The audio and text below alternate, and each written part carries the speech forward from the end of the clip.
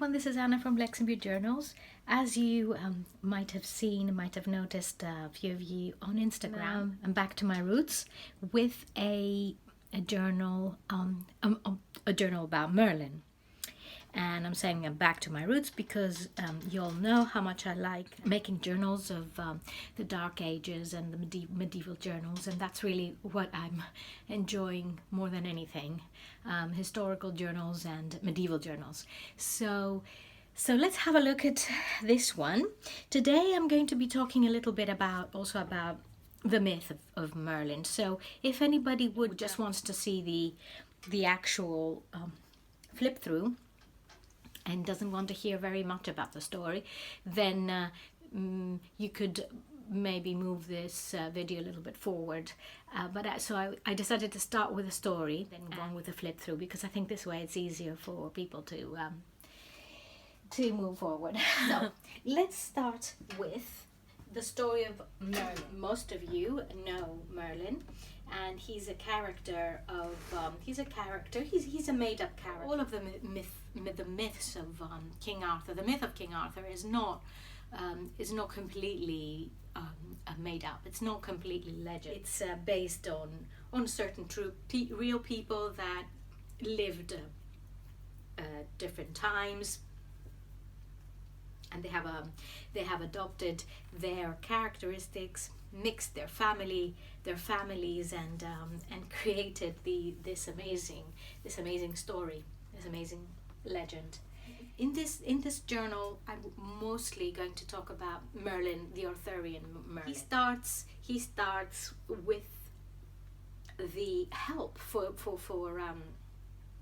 the conception of Arthur by engineering his birth through magic and intrigue. This is the way it's been described. He first of all, he's a shapeshifter, and he also through his magic actually manages to help humans become shapeshifters. Okay, so who is Merlin? Merlin is from different. Now we're talking about many different sources and information that clashes, and sources that clash with each other at different times from different writers, different historians, no proper sources, and all that. So I have just chosen some of the myths, and I thought I'd introduce them to you for whoever doesn't know. So Merlin, it is said that Merlin was born by a mortal mother who was sired by an incubus. And an incubus was a supernatural creature that a lot of people consider a demon, or it's a supernatural creature. He is a wizard. He is a magician, an astronomer, an engineer, an architect, a bard, and also a shapeshifter. So Merlin has been one of the educators of King Arthur, along with He has also helped Uther Pendragon to deceive Gorlois, Duke of Tintagel. He slept with Igraine after the battle, appearing as her husband, who had actually died in battle, but he appeared as her husband. She had King Arthur as a result. Igraine was also a descendant of the Lady of the Lake. She was one of the sisters of the Lady of the Lake. Merlin had a lot of secrets, and as he was an enchanter, he knew a lot of things about the ancient magic of the Druids, and he had a lot of skill. So this, for example, the image in the front cover is Merlin with Vivian, and Vivian was a lady who was sent by Mark of Cornwall, who was an enemy of Arthur. He sent Vivian to create troubles in Arthur's court. And because there were rumors that Guinevere and Lancelot were involved in some way, Vivian was there to spread these rumors and create more havoc. Vivian knew Merlin's powers, obviously, everyone did, and she wanted to educate certain things. And one of the main things that she wanted to find out was how how to create a spell where she could hide somebody and he cannot be seen, and imprison them on a rock or a tree. She followed Merlin one day, who was walking on the beach in Tintagel. She followed him, and as he was walking through the sand further and further away, he entered this forest called Broceliand Forest. It could be Pimpont Forest, they say in Britain. We have Brittany and Tintagel there getting confused in the same myth. But so as she followed him, they reached the forest, and Merlin sat down, and she started interrogating him and asking him all trying to get him to admit what the spell was. But he knew her game. He understood who she was. But he was also an older man, and he was very attracted to her. So she was trying to impress him, enchant him with her beauty. So you can see here, he's tired, and he really doesn't want to tell her anything, and she's trying convince him to tell her the secret of that myth, of that spell. Eventually he does, and when he does, she imprisons him in this oak, behind this oak. That is where he stays, and he's lost in eternity, imprisoned in this oak. So this is more or less his story. Another interesting piece of myth is when Vortigern, one of the Saxon princes,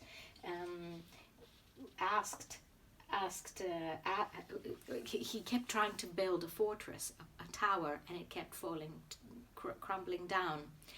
And he was told that he needed the blood of a young orphan boy. And they found Merlin, who was then 7 years old, and he told Vortigern that he knew why the tower was crumbling. He said it was because of two dragons that were underground, and they were fighting amongst themselves. The two dragons being Saxons and the Britons. They needed to be removed, and that's what was done, apparently. So let's have a look at the journal, and in between I can show you a few other things. I can tell you a few other things. First of all, I wanted to show you this roll, which would have been carried by a Druid. And it's very simple, and in fact, whoever follows me on Crafting Fridays a little bit later today to show you how I did it, it's really simple.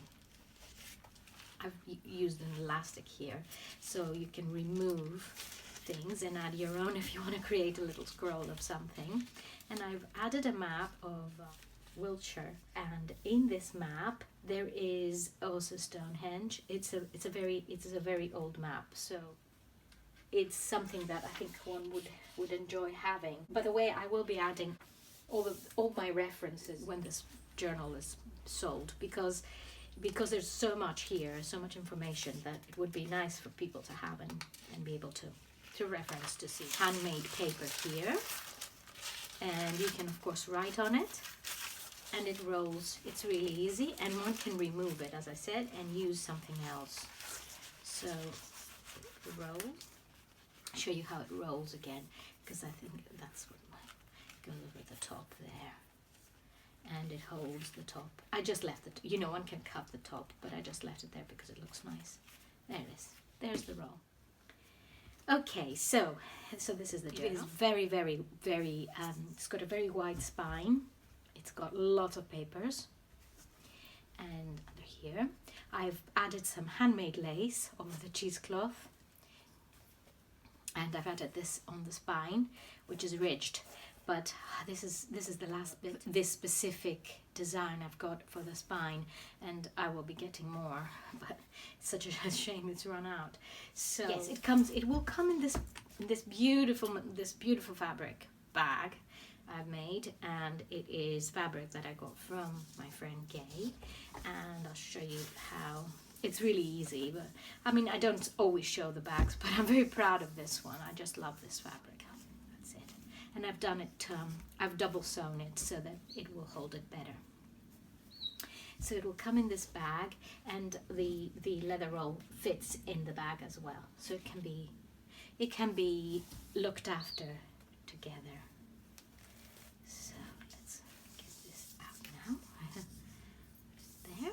And as I've told you, this is Vivian and this is Merlin, and they're sitting on this beautiful old oak, very ancient oak, which was also, oaks were sacred to the Druids, and still are, because there's still Druids around. Of course, the religion is still going. So let's open this. Oh, let me show you the back. I've added this, which I have used this beautiful Celtic design on other journals, but I thought I'd put it in the back so Merlin could have it there, his rune, his design there. And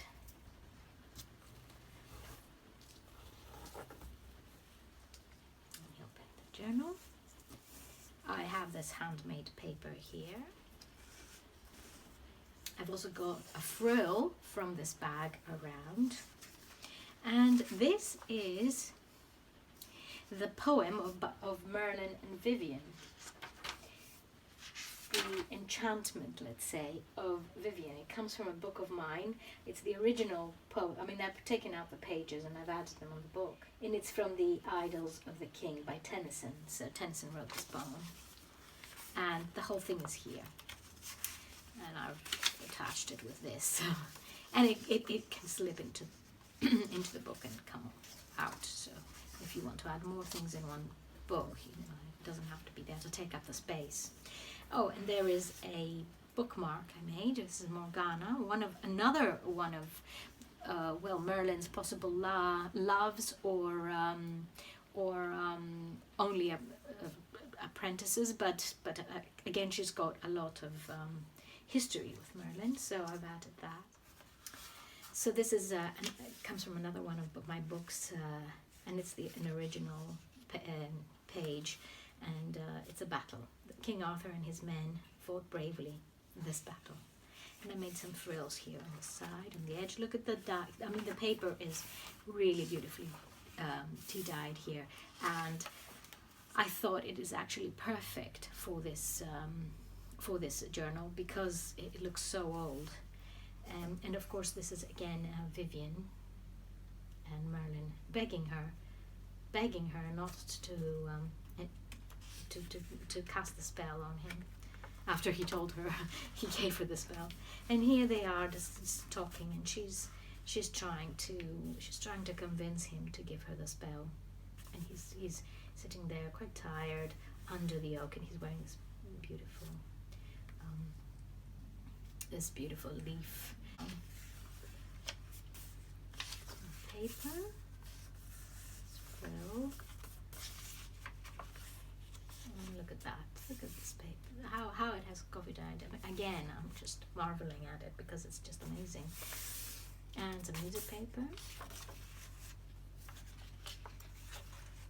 I've got a pocket here, and this is also very relevant, I think, to the whole Saxon look.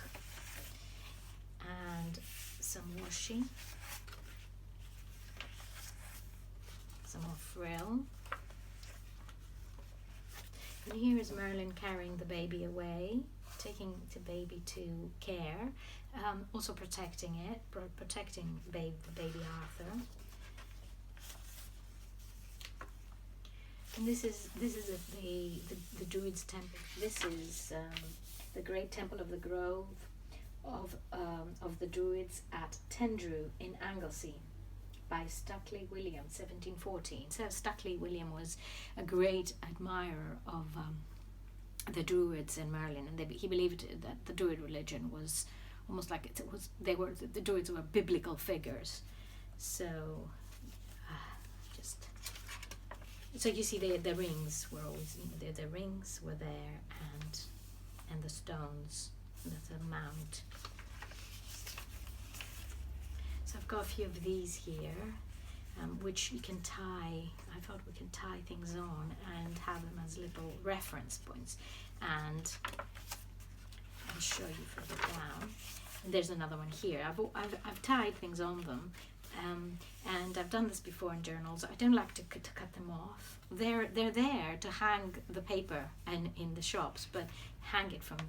But I I like keeping those, and if anybody doesn't like them, all you need to do is just cut them off, but I think they're great.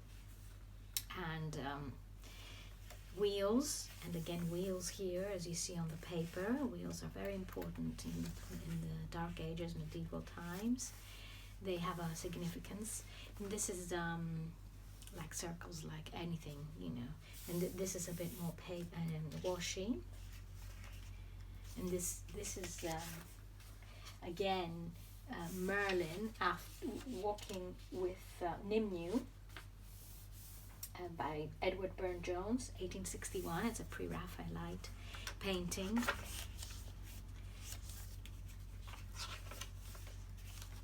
And this is gorgeous. This is Stonehenge, and I just love this painting. I love it so much that I thought I'd make a book on Stonehenge at some stage, because also there's so much interesting information on Stonehenge. I thought I could do a separate book on it.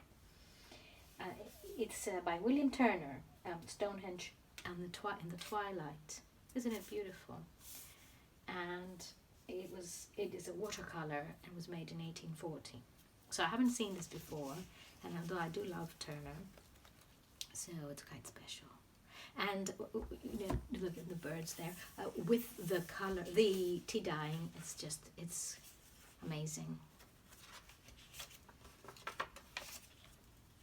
There's another pocket here. I will add some papers as ephemera. I always do when I send them off.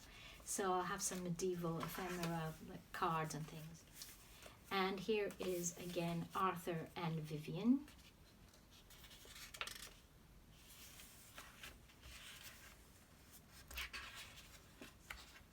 Oh, sorry, that's tell you that comes from. It's the beginning of the beginning of Merlin, Edward Burne-Jones, 1874. He was very inspired by Tennyson's work,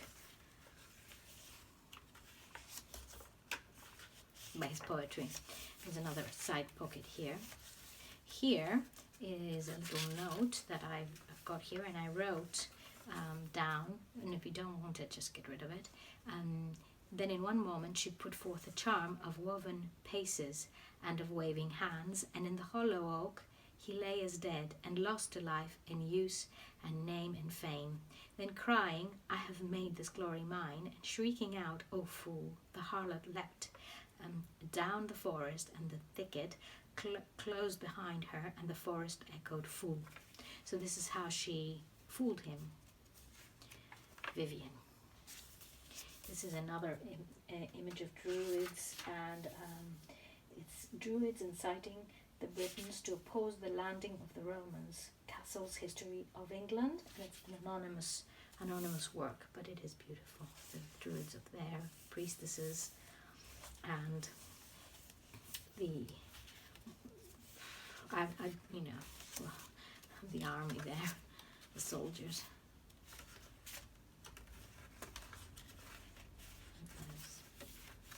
Another one here. I haven't put anything here, and this is just a sample of material, but it's got all these different stitches on. I thought it looks nice on this book, and there's some space here for notes. This is a beautiful ribbon, and I thought it matched very much the garb of a Druid, his special garb, so I added that. And this, of course, wherever I go, I find this beautiful image of it's another astrolabe. But I would have thought, Merlin and Druids would have obviously studied the skies and everything. And here is this is all some information from pages from this book called by Dioscorides, and it is a book on herbs. And in fact, I saw a copy of it in Salamanca this summer in a bookshop, and I just loved it. I wish I could just buy it, but it was very expensive. It was beautiful, very medieval, of course, inside, and it had all the information about different herbs of the times. So I added a few of these. So Merlin would have some of his notes there about herbs and their purposes. And this is the other side of this beautiful fabric, and there's more of this paper with very medieval looking letters and globes, the map of the map of the world, there. And this is another image of a druid, a British druid by William Stukely, Stone in 1724.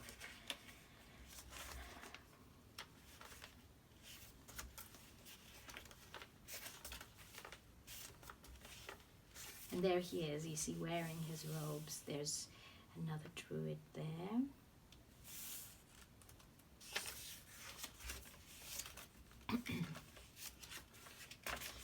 Side pocket.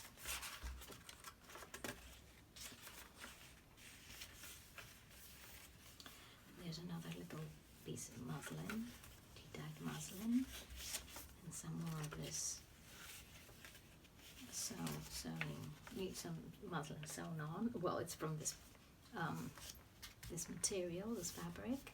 This is Prince Arthur, educated by Timon and Merlin, by Thomas Pennant in 1726-1798. And I think this is also really lovely. And there it is. And some of his some images here from the alchemist, alchemical images. There's another one here. This is gorgeous, isn't it?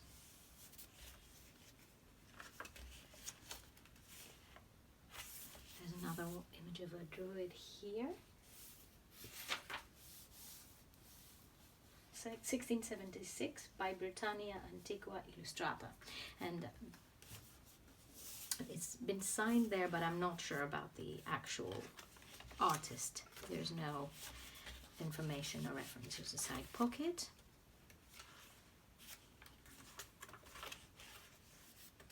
Some herbal stuff there. And here's more of this beautiful paper.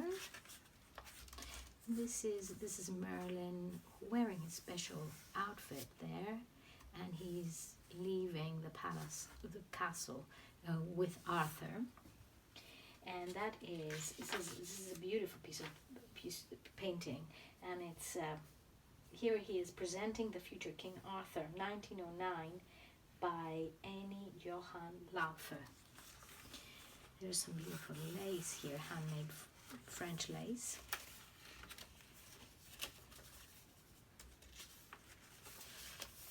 And this is a design by an architect of Stonehenge, and you see it's quite solid, and the shape it's got its own kind of shapes, but it explains how Druids sacrificed to the sun in their temple called Stonehenge by Dr. Stuckley's plan of Stonehenge. There's an image of again Vivian and Merlin. And this is an image I've used before, and it is the Romans murdering Druids and burning their groves on Anglesey, and as described by Tacitus, and that was by Moses Griffiths.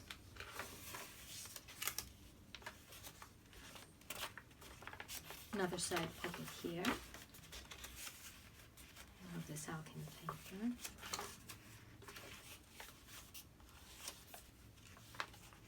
And this is another incredible image of the Stonehenge, and that is by Robert Wallace, engraving of Turner's watercolor. So this is gorgeous, isn't it? Very dramatic, quite dark as well, I thought. There's got a bit of dark material here, and there is the oak, the sacred oak, and there's a figure here, and that's Merlin sitting by the oak, and you know he's been seen sitting by an oak a lot. So there is the journal. And just a couple of things about the Stonehenge. I just wanted to say that Stonehenge, I'm going to do as I say, I'm going to make another journal about the Stonehenge and explain a little bit. There are so many different theories about it. That it was mainly built by the Druids. It is said that actually Merlin built the Stonehenge, and that he instructed King Aurelius Ambrosius to raise, who was clearly Roman, to raise an army and collect magical stones from Mount Kilaros in Ireland and bring them and build Stonehenge. And then when he was there and he was watching them trying to carry those stones, which were very, very difficult to carry, he used his magic and he brought them on by himself.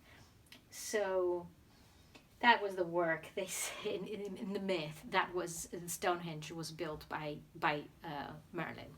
But the actual discoveries say that with carbon dating, the Stonehenge was built started being built around 3100 BC and was finished around 1600 BC, and it was used as an astronomical calendrical instrument. So and it was that was a long time before, obviously, Merlin's time, the Merlin we know. And also it was said that it could have been an ancient healing site, and it was they found, which makes it a Neolithic monument, and they found remains of human presence in 7000 BC, and it was believed that it was used as a healing area for people who would go there to be healed by Apollo, Hyperborean Apollo. So, and finally, I'll let you go after this. The classical Greek writer Diodorus says that there is a land beyond the Celts, Gaul, in Gaul, over Gaul, which means away. It's talking about Britain, and it is called Hyperborea, and we know that Apollo was also called a Hyperborean. So it's all connected, and believed that this round temple belonged, this spherical temple as it was described, belonged to Apollo. And again, we're going long way back, and of course it's actually the carbon dating, and it is a very, very old monument, but it is related to the legend of Merlin, and that's why I've added it into the journal. I'm going to attach the YouTube video onto the Etsy listing so it can be found easier. I hope you enjoyed this video. It was a bit tricky. You know what I'm like when I have to talk about history. I get a little bit nervous, and I had it all prepared with all the notes and everything. I started worrying that people might get terribly bored and not want to watch a video. So anyway, so that's why I thought I'll start it off with a bit of history and end it with a bit of history, and people can just walk away when they think they've had enough. So I'll be with you a little bit later with a Crafting Friday video. I'm going to upload this in the meantime. Have a lovely weekend. Whoever's not going to join us on the crafting, have a lovely weekend, and we will be speaking soon. Thank you very much for watching. Bye-bye.